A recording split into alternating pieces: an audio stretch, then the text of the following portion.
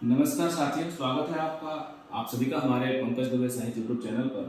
जैसा कि इसके पहले मैं बताया था कि हमारे जो कालांश है इस समय सारे एपिसोड काव्य के गुण को लेकर चल रहे हैं। तो आज हमारा ये काव्य के गुण में जो है माधुर्य गुण का ये दूसरा टॉपिक चल रहा है।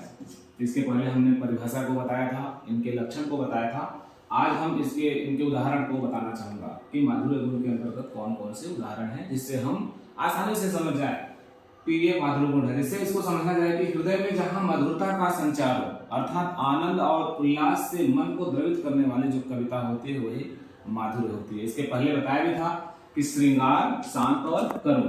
कहने का मतलब ऐसी करुणा जिससे मन द्रवित हो, प्रसन्न हो, उसको हम जो है माधुर्य गुण के अंतर्गत रख सकते हैं। सबसे प्रमुख इसका श्रृंगार रस है। जैसे बिहारी जी के दोहे को देखते हैं तो अधिकतर जो है माधुर्य गुण देखने को मिलेंगे। जैसे मान लीजिए इसमें लिखा कि बतरस लालच लाल की मुरली धरी लुकाए।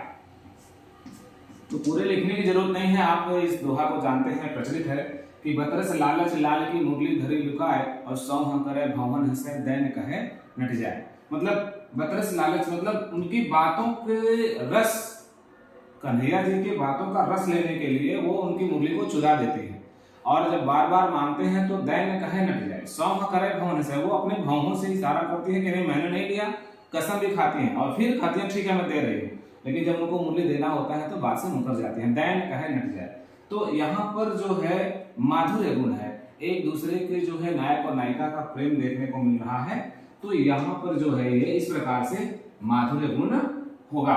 इसके साथ साथ और भी है, जैसे मान लीजिए बिहारी जी का दूसरा है कि कहत नटत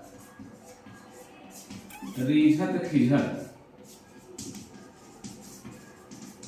आप समझ जाइए, बिहारी जी के दोहे तो प्रचलित हैं, जग जाहिर है कि कहत नटत रीझत खिझत मिलत खिलत लजिया और भरे भुवन में करत है नैनन ही सो बात। तो नायक और नायिका जो है नंद क्या नाम है, वो भरे भवन में बहुत सारे लोग हैं फिर भी आंखों से बात कर रहे हैं। तो वहां पर दो लोगों के प्रेम संयोग श्रृंगार देखने को मिल रहा है, इसलिए यहाँ पर जो है माधुर्य गुण देखने को है। तो जितना भी बिहारी जी का ये संयोग श्रृंगार या दूसरे अन्य कवियों का जो विद्यापति का है संयोग श्रृंगार देखने को मिलता है, वहां पर जो है माधुर्य गुण है। इसके साथ मान लीजिए इन्होंने कहा कि बूझत श्याम कौन तुम गोरी, एक है बूझत श्याम कौन तू गोरी। नंद के जो है लाल कन्हैया जी बरसाने में अपने गोकुल में जो है एक पतली गली वहां खड़े हैं और उधर से राधिका जी आ रही हैं, बहुत कम जगह है। ऐसे में वो जो है एकांत में देखते हैं और उनसे उनका पता पूछने लगते हैं कि बूझत श्याम कौन तू गोरी, काके बेटी और कहाँ तू रहती है छोरी। ऐसे कुछ शब्दों का इस्तेमाल वहां पर कहा गया है, किया गया है। तो यहाँ पर जो है माधुर्य गुण देखने को मिलता है। इसके साथ साथ सारे श्रृंगार के साथ साथ अगर हम शांत रस को, करुण रस को ले लेते हैं, मान लीजिए मीराबाई को, जरूरी नहीं है कि सब जो है हम एक ही कवि के एक ही कविताओं को लेंगे। तो अगर हम करुण रस को ले लेते हैं कि जो है शांत रस को, कि बसो मेरे नैनन में नंदलाल, बसो मेरे नैनन में नंदलाल मोहन मूरत सांवर सूरत नैना बने विशाल। तो भाव विभोर हो जाते हैं, आनंद मग्न हो जाते हैं, आनंद और उल्लास में वो जो है अपने मन को द्रवित कर लेती हैं, उनके ऊपर अपने आप को समर्पित कर देती हैं। तो ऐसे जगहों पर जो है माधुर्य गुण का स्वरूप देखने को मिलता है। तो कहने का अर्थ मुझे उम्मीद है कि आपको माधुर्य गुण, अब जितनी कविताएं हैं सबको तो उदाहरण में प्रस्तुत नहीं किया जा सकता, दो तीन चार को बता दिया।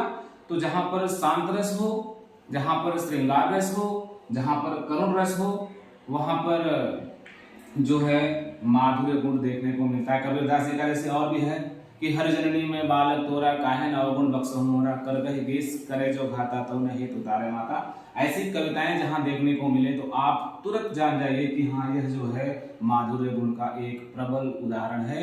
इस प्रकार 10th और 12th के बच्चे या और भी प्रतियोगी परीक्षाओं के जो अभ्यर्थी हैं वो ऐसी कविताओं को देख करके पहचान जाएंगे और माधुर्य गुण पर सही का निशान लगा के आ जाएंगे और इससे आपका कल्याण हो, हम चाहते हैं। तो इसी के साथ मुझे उम्मीद है कि ये टॉपिक आपको समझ में आया होगा।